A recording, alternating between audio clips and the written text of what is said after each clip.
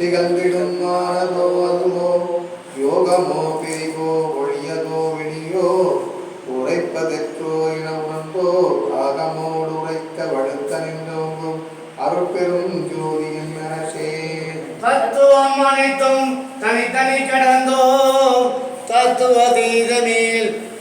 நிலையில் சித்தியல் முழுதும் தெரிந்தனம் அவைமேல் சிவநிலை தெரிந்திட சென்றோ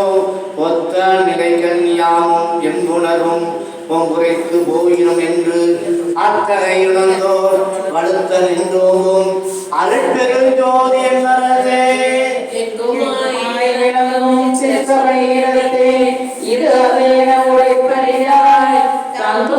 இயற்கை தலையனுபவத்தை தந்து என்னை தன் தலையமாக்கி பொங்கும்